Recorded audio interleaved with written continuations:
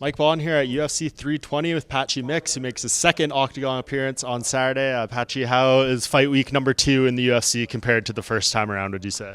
I just started it maybe an hour or two ago, so I'm at home in Vegas. I'm here I just drove down the street, so now it starts. Feels normal, man. Just feels like a normal week for me. Sleeping in your own bed all week, or how are you going to do that? I'm going to stay at the Fighter Hotel. I want it to still feel like fight week, but last night I was able to sleep in my bed, yeah. I mean, this is probably something that for years, like Bellator never did an event in Las Vegas, nothing of this magnitude. Like, did you always dream of kind of competing in this spot on a card like this, pay-per-view, T-Mobile? I've always dreamed of this. If I look back, hypothetically, obviously, my ideal situation would be to have a full camp, to cut weight, to prepare, and to just, get ready for a fight. So ideally, yes. And then being here in Las Vegas, I tried out for the Ultimate Fighter. 2018, I made the show. King of the Cage never released me. That's how I got signed with Ali. Ended up going the Bellator route, and then 7 years later, now I'm fighting here. I live in Las Vegas. I met my fiance in Vegas, so it feels great to be able to fight at the T-Mobile Arena. I've been to so many shows there, I've watched it, so I'm very excited. When you think back on that moment, the splintered road, if you did go on tough there, do you think you kind of got saved from maybe a certain path there? Do you prefer all the things you were able to do in Bellator, have those fights, championships, or do you wish you got on tough? No, I guess I wish it was all about King of the Cage releasing me back then, but that was the year that Brad Katona had won it. Bryce Mitchell, I met him on the show. We still talk to this day. But yeah, no, I'm glad the route I took. I made millions of dollars outside of the promotion. I've won 3 world titles in Bellator, and I have the experience now that I have. And also, not just that then earned me the contract I'm on now. I was just able to fight, a top 10 surging, bantamweight in Mario Bautista, he's got the 3rd most consecutive wins in bantamweight history. And I was able to feel that experience just coming off the couch, so it brought me to this exact route, and I'm just blessed to be able to, do all those things and to have that lead me to UFC 320 here. I know you're probably sick of talking about the debut and all the circumstances and stuff. But you bet on yourself, right? It was like a big opportunity, and you'd probably do it again and again. But what do you learn from that? What do you think back now? You have the months of reflection. You have the chance to officially put it behind you now. No, I would always bet on myself I'd take the fight again. I knew I was battling an uphill battle, him being in very good shape, me cutting a lot of weight. But I'm a finisher, and, I just feel like maybe I should have tried to finish him earlier in the fight, but that's on me. However, I would do that, wrestling, grappling, doing that more, because that is my, where I specialize in. But no, I feel I'm blessed to be able to take the fight because it earned me this contract, and I was, I really wanted to get out of the PFL. I really wanted to get out of, the last league I was in, and it was a dream come true to sign that UFC contract. And when the UFC calls you, you answer, and I have no regret in doing that. And if they called me tomorrow for, the fight that just happens this weekend, I'm there for that too. So. What's the thing that drives you or gets you most passionate when you think about winning this fight on Saturday? Is it showing everyone that wasn't your best self in the last fight, just getting that first UFC win, which is something I'm sure you've thought about? What's going to be the most satisfying thing Saturday night when your hand's raised? I think for me, I guess if you really watch the fight, I landed 120 significant strikes on Mario Bautista. That's more than any opponent he's had in his entire UFC career that landed on him. I landed more just coming off the couch, So I don't really have to prove anything to, let's say myself or, the people that really know MMA. But for me, the most important thing for me on Saturday is that I want to prove is that I can come home with my 2 checks. I want to come home with... I want to come home with a pocket full of money. I want to come home with finishing this kid. And I want to come home with, the swag, the sauce that I used to have. I kind of had a long layoff, got sat from the previous promotion, had to take a short notice fight. But they haven't really seen me in a long time when Patchy Mix has been getting ready. He's prepared fully. And I plan to do exactly what I did to Rufian Stotts, exactly what I did to Magomedov, and exactly what I did to Sergio Pettis, and that's finish this guy on Saturday night. That gets me hyped, man. When you say all that, were you expecting such a big drop down in like ranking, name value, competition? You go from Mario to a guy making his debut in Lucas. No. I guess, was I expecting it?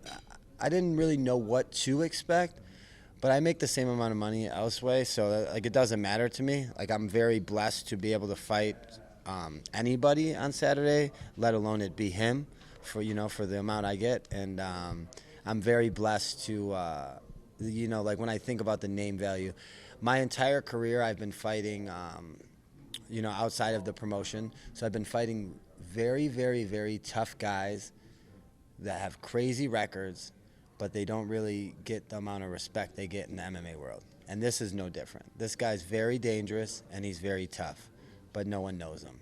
And that is right up my alley. You throw someone like that to me, and I will send him back to Poland with his bags packed, and I will finish this guy on Saturday. Said not many people know him. What do you know about him after going through a full training camp and learning more? I know that he's pushed and managed by Ioannis Jędrzejczyk. He's one of Poland's great fighters. He was a KSW champion, and he has that never say, never die attitude. There's been fights where he's been busted up, he's been losing, and he comes back to find a way. And he's a submission guy. He's never knocked anyone out, but he's submitted a lot of guys. And going up against me, I feel I'm one of the most renowned grapplers in all of MMA and just in the jiu-jitsu world. I train with a lot with Mikey Musumeci, the B team guys, Nicky Rodriguez, Nicky Ryan, so many good jiu-jitsu guys, Andy Varala. So like when I see this, I'm very excited to test. We're gonna go to the floor on Saturday and we're gonna see. I think I could submit not just him but every single person in the division. So I'm ready to prove it. I mean, this is a great spot to be on no matter what, right? Like, title fight from your division on this card as well, like your opportunity to kind of show where you stand while the belt's on the line too. What do you think happens in the co-main event between Corey and Merab?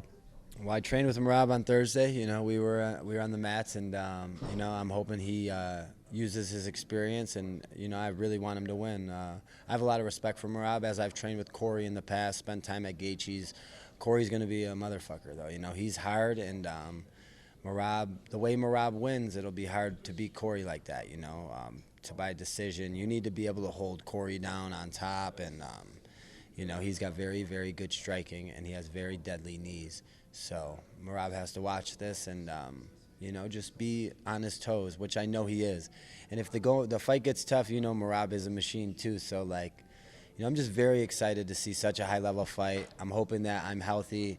I'm hoping that my team, we're all in good spirits, and we're there to get the job done Saturday, and then even be there to support and go watch, and all the other athletes on the card. Do you think Merab's saying he's going to strike for 90% of this fight? We don't know whether to believe him or not. Give us some insight. I don't know whether to believe him or not either, to be honest with you, bro. He might, and Merab's crazy enough that he might strike, and who knows? He might be crazy enough to win that type of fight, too. So I'm very excited to see it. I think a lot of people, myself included, you look at him and you don't, you kind of underestimate him, but it's his the heart, his will that's been getting him through all this. Not just his hard work ethic or just because he's a machine, it's his will, it's his mindset. And he had that mindset when he fought Ricky Simone years ago, and I don't think he ever tapped in that fight, And I don't know if he lost that, So that's his last loss, and I don't think, So it just shows, I have nothing but great things to say about Merab and even Corey. I'm very excited, and I'm really looking forward to that fight. Yeah, it'll be super interesting. I mean, the great champions in UFC MMA history, GSP, John Jones, they not only beat you, they beat you at what you think you're best at coming into the fight. So if Merab goes out there and wins a striking fight, holy hell, I think that would be a big feather in his cap. Yeah, it'll be a huge feather in his cap. And fun fact, last time me and Yuri shared a card was at Ryzen 20, 5 years ago on New Year's. And I won by first-round submission, and he won by first-round knockout. He knocked out CB Dalloway, and I submitted Junkie Matoya. So it's cool to see him on the card, and cool to share that little moment. And I'm hoping to recreate that this Saturday. Awesome. Last fight I wanted to ask you about. We got next pay-per-view. Umar and Mario Bautista are fighting. What do you think of that matchup? Who wins? Ooh, man, you know, I have so much love and respect for Umar, and because I've trained with him, I shared the mat, you know. And then also I've shared the cage with Mario Bautista, and he doesn't get a lot of respect, you know, and I respect him, you know. He's one of the hardest workers. I mean, I don't even think he got a post-fight interview after he beat three-time world champion and myself. So it's like, I really, I have a lot of respect for Mario Bautista, and same with Umar. I have no prediction on the fight. But what I do know is, of course, I hope the better man wins. No one catches each other or something dumb happens. But I know that the next one in that will probably get the title shot. And if Mario Bautista does win, you know, and he does take it, or whether he wins or loses, all I know is I am coming back for that fight with everything in my body.